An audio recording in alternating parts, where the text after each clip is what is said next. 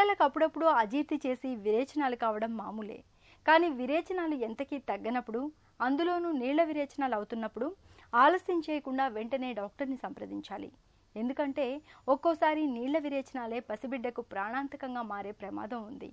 ఒంట్లోని నీళ్లు, లవణాలన్నీ విరేచనం రూపంలో బయటకు వెళ్ళిపోతుండడంతో పసిబిడ్డకు ప్రాణాంతక పరిస్థితి ఎదురయ్యే అవకాశం ఉంటుందని చెప్తారు డాక్టర్లు.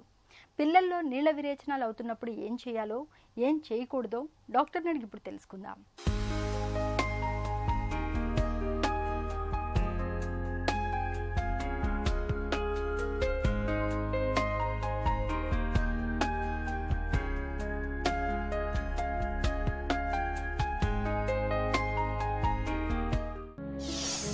పిల్లల్లో నీళ్ల విరేచనాలు సాధారణమేనా? పిల్లల్లో కామన్గా వచ్చే ఇన్ఫెక్షన్స్ తీసుకుంటే గ్యాస్ట్రెంటరైటిస్ అంటే అతిసార వ్యాధి, వాంతులు విరోచనాలతో ప్రజెంట్ అవ్వటము, రెస్పిరేటరీ ఇన్ఫెక్షన్స్ అంటే నిమోనియా లాగా ప్రజెంట్ అవ్వటము, తర్వాత యూరిన్లో ఇన్ఫెక్షన్స్.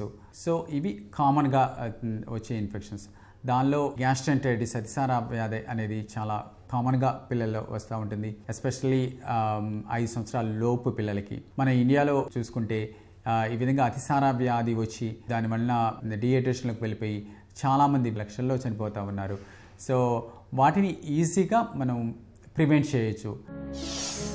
పిల్లల్లో నీళ్ల విరేచనాలకు కారణాలేంటి?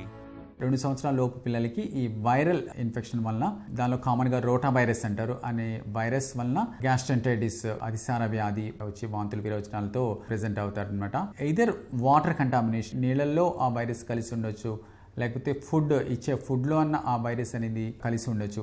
సో దానివల్ల వాళ్ళకి ఆ ఇన్ఫెక్షన్ వచ్చి, ఆ వైరల్ ఇన్ఫెక్షన్ వచ్చి ఎక్కువ వాంతులు అయిపోవటము, విరోచనాలు అవ్వటము, మైల్డ్గా ఫీవర్ కూడా ఉండొచ్చు, దాంతో బాగా నీరసపడిపోవటము, డీహైడ్రేషన్లోకి వెళ్ళటము జరుగుతూ ఉంటుంది.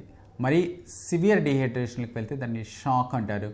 వాళ్ళకి ట్రీట్మెంట్ పరంగా ఫ్లూయిడ్స్ ఇవ్వటము, ఇంట్రావెనస్ ఫ్లూయిడ్స్ అంటే నరానికి క్యాన్లా పెట్టి ఇంట్రావెనస్ ఫ్లూయిడ్స్ ఇచ్చి వాళ్ళకి డీహైడ్రేషన్ని కరెక్ట్ చేయాల్సిన అవసరం ఉంటుంది. నీళ్ల విరేచనాలు ప్రాణాంతకమా? వాంతులు విరోచనాలు అయ్యి నీరసపడిపోయి డీహైడ్రేషన్కి వెళ్ళటం అనేది ప్రమాదం. యాజ్ సచ్గా ఆ వైరస్ ఇన్ఫెక్షన్ని పెద్ద ట్రీట్ చేయాల్సిన అవసరం ఉండదు. ఈ రకమైన వైరల్ ఇన్ఫెక్షన్ వచ్చి గ్యాస్ట్రెంటరైటిస్ వచ్చినప్పుడు దానివల్ల వచ్చే డీహైడ్రేషన్ని కరెక్ట్ చేయటము ఆర్ డీహైడ్రేషన్కి వెళ్లకుండా నివారించడం అనేది చాలా ఇంపార్టెంట్. అది నివారించగలిగితే, ఆ డీహైడ్రేషన్ని కరెక్ట్ చేయగలిగితే ఆల్మోస్ట్ ఆల్ చిల్డ్రన్ని మనం సేవ్ చేయొచ్చు.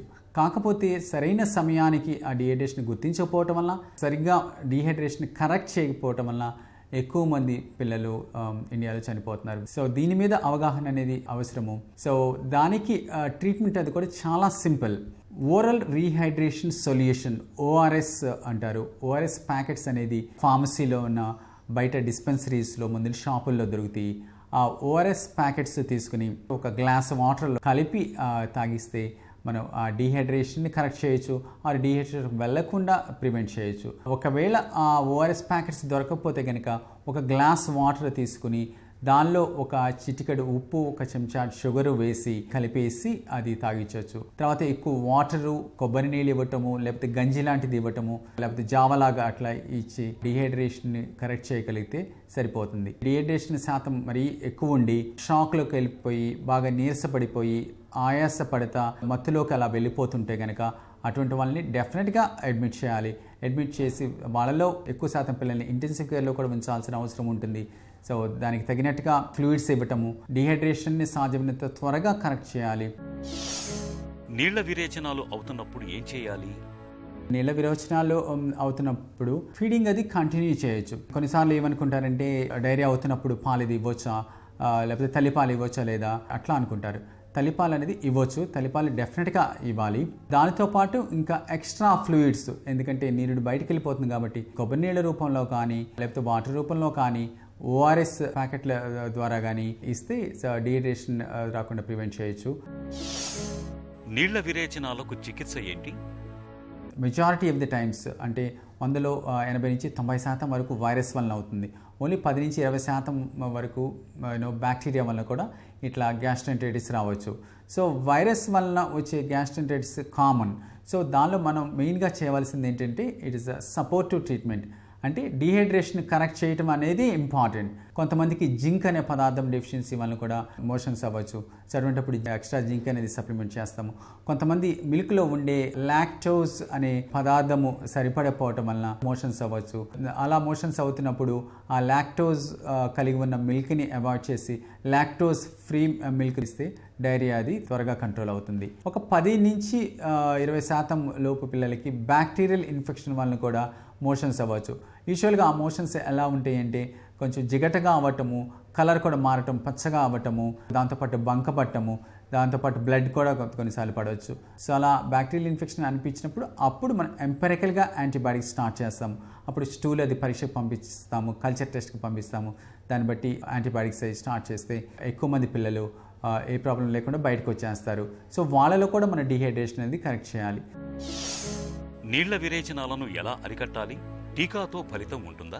ప్రివెంటివ్ మెషర్స్ అంటే ఈ రకమైన ఇన్ఫెక్షన్స్ రాకుండా ఉంటామంటే మనం పిల్లల్ని హైజీనిక్గా చూడటము, పరిసరాలు శుభ్రంగా ఉంచుకోవటము, వాటర్ ఇచ్చేటప్పుడు కాసలాచిన వాటర్ అది ఇవ్వటము, అట్లాగే ఫుడ్ వైజ్ కంటామినేటెడ్ ఫుడ్ పెట్టకుండా ఫ్రెష్ ఫుడ్ అది పెట్టడము.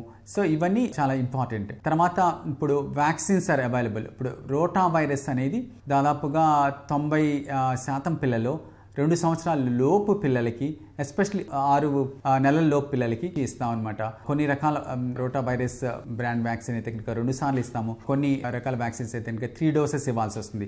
అది 6 వారాలు 10 వారాలకి ఇవ్వటం కానీ, లేకపోతే 6, 10, 14 వారాల వయసులో కానీ ఈ వ్యాక్సిన్, ఇది నోటి ద్వారా ఇచ్చే వ్యాక్సిన్ అనమాట, నోట్లో వేసే వ్యాక్సిన్. ఆ వ్యాక్సిన్ ఇస్తే కనుక ఆల్మోస్ట్ 80 to 85% ఈ రోటా వైరస్ అనే క్రిమి వలన వచ్చే గ్యాస్ట్రోఎంటరైటిస్ రాకుండా నివారించవచ్చు. అందుకని ఈ వ్యాక్సిన్ ఇప్పించడం అనేది ఇంపార్టెంట్.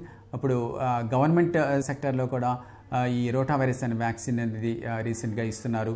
సో తల్లిదండ్రులు అది తెలుసుకుని వ్యాక్సిన్ కరెక్ట్ టైంకి ఇప్పిస్తే ఈ రకమైన ఇన్ఫెక్షన్స్ రాకుండా, గ్యాస్ట్రైటిస్ రాకుండా చాలా వరకు ప్రివెంట్ చేయొచ్చు. పసిపిల్లలకు ప్రాణాంతకంగా పరిణమించే నీళ్ల విరేచనాలకు అసలు కారణాలేమిటో, నీళ్ల విరేచనాలు అవుతున్నప్పుడు తల్లిదండ్రులు ఏం చేయాలో ఏం చేయకూడదో, డయేరియా విషయంలో తల్లిదండ్రులకు ఎలాంటి అవగాహన అవసరమో తెలుసుకున్నాం కదా.